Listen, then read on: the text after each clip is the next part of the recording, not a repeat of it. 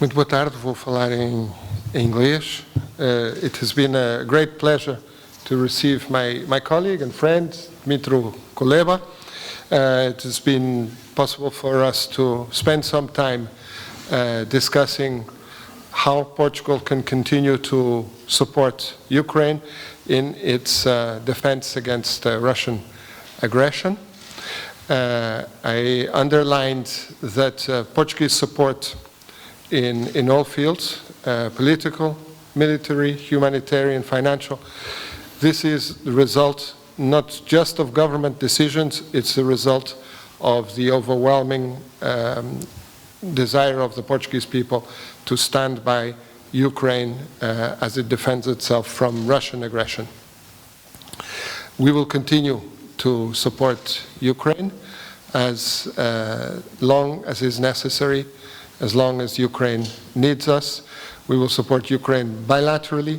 We will support Ukraine in the context of the European Union, in the context of the United Nations, in all contexts which are relevant. We had the opportunity also to talk about the support that we are giving for the rebuilding, reconstruction of schools in the region of Zhytomyr, west of Kiev. And we are organizing a conference with Ukraine and with Estonia, which is also committed to supporting the region of Zhytomyr. We will organize a conference in July on work that we are doing jointly with the authorities of the region.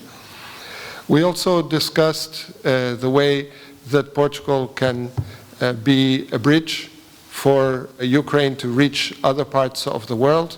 We have very close relations with, and very frequent relations with many parts of the African continent, with Latin America, and wherever we engage with colleagues from those countries, we always talk about Ukraine, we help to explain the situation for those who live further away and have less deep understanding of the situation. And I think this is a useful role that we are very happy to continue playing. So in short, this was an opportunity for us to review the work that we have been doing together, and for me to reaffirm Portugal's strong commitment and continuous support for Ukraine. Over to you, Dmytro. Thank you, João. I'm happy to be here today with you, and the only reason why I really came to Portugal is to say thank you to the people of Portugal for supporting Ukraine, for supporting our community, our refugees, and to the government of Portugal for reflecting the will of the people and implementing this will in very specific decisions, be it political and military assistance to Ukraine, or supporting various Ukrainian initiatives, like, for example, the establishment of the core group on the special tribunal for the crime of aggression against Ukraine, of which Portugal is a member. I can reiterate what João said.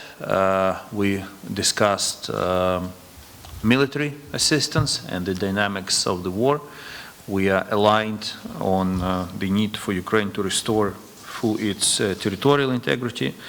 I invited Portugal to join the aviation or fighter jet aviation coalition or fighter jet coalition by beginning trainings of Ukrainian pilots. Portugal participates in the tank coalition, and so we think that it would be also very helpful if they could work on planes with us. I have always insisted that the arrival of Western planes in Ukraine is irreversible. It's going to happen. Now you see how things began to evolve more rapidly than in previous months. So the decision is coming, and stage one is training of pilots, and we discussed this with João today. Another issue is Ukraine's peace formula, the peace plan proposed by President Zelensky. we agreed how we will be coordinating our efforts in engaging countries of Latin America, Africa, and Asia with Ukraine and other friends on peace formula.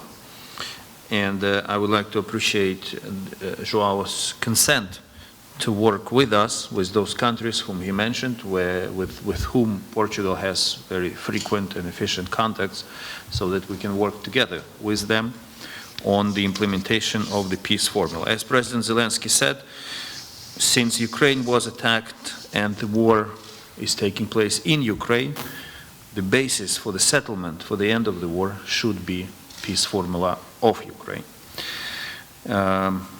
We did talk about EU accession and NATO integration.